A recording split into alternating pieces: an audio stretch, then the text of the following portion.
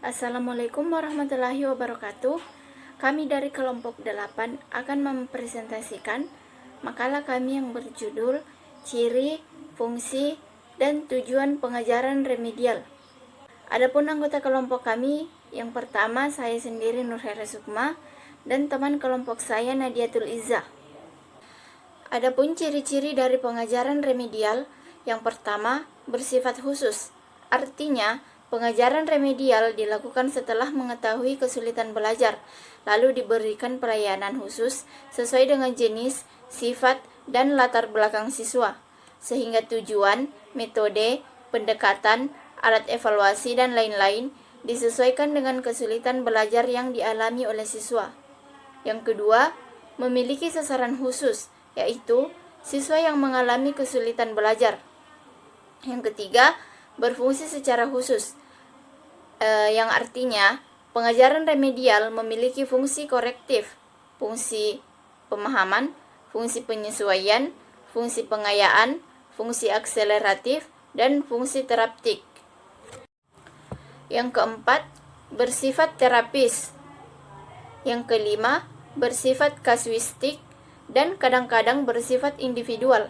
Ini disebabkan karena setiap siswa memiliki sumber kesulitan belajar yang berbeda-beda.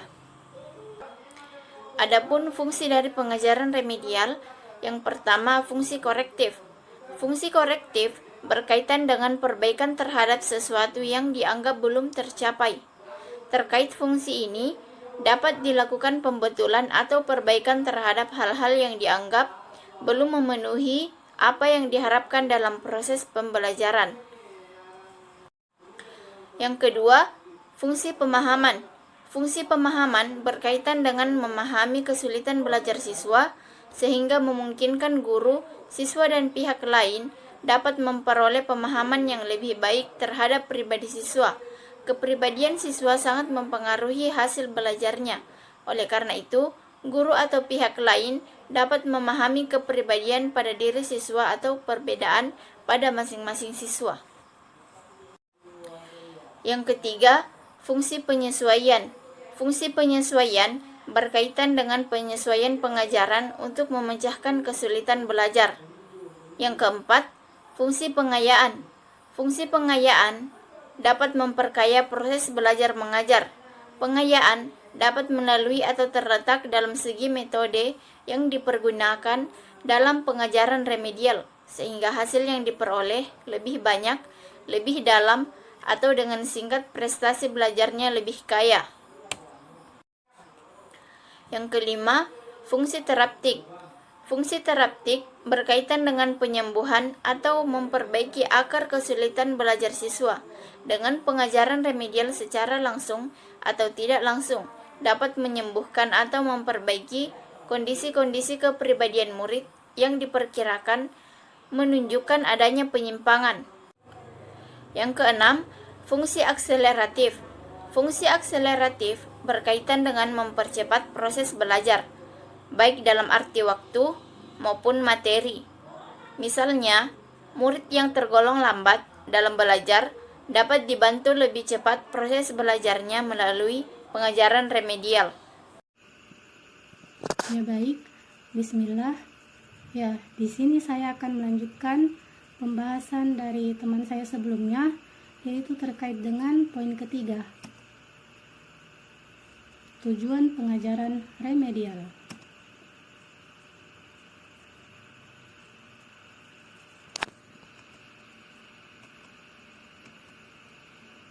Ya, tujuan pengajaran remedial sebenarnya tidak berbeda dengan tujuan pengajaran pada umumnya, yaitu agar peserta didik dapat mencapai prestasi belajar sesuai dengan tujuan yang telah ditetapkan.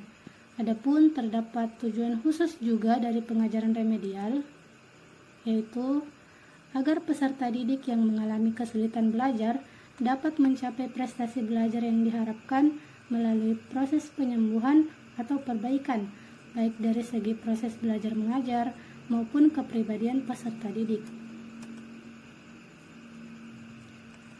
Adapun tujuan dari pengajaran remedial menurut Ishak dan Warji, yaitu bertujuan untuk memberikan bantuan baik berupa perlakuan pengajaran maupun berupa bimbingan dalam upaya mengatasi kasus-kasus yang dihadapi oleh peserta didik.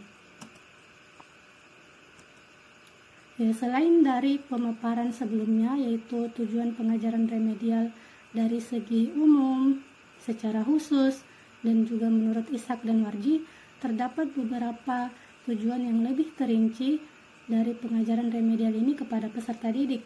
Yang pertama yaitu,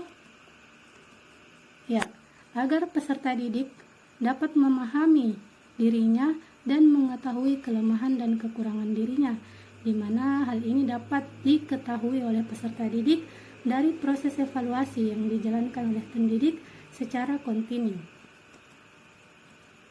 Yang kedua yaitu agar peserta didik dapat memperbaiki atau mengubah cara-cara belajar ke arah yang lebih baik sesuai dengan tingkat kesulitan yang dihadapinya. Poin ketiga, agar peserta didik memilih materi dan fasilitas belajar secara tepat untuk mengatasi kesulitan belajarnya. Adapun poin keempat, agar peserta didik dapat mengembangkan sikap-sikap dan kebiasaan baru yang dapat mendorong tercapainya hasil belajar yang lebih baik. Poin kelima, agar peserta didik dapat mengatasi hambatan-hambatan belajar dengan lebih baik. Dan poin terakhir, tentunya agar peserta didik dapat melaksanakan tugas-tugas belajar yang diberikan. Demikianlah pemaparan materi dari kelompok kami.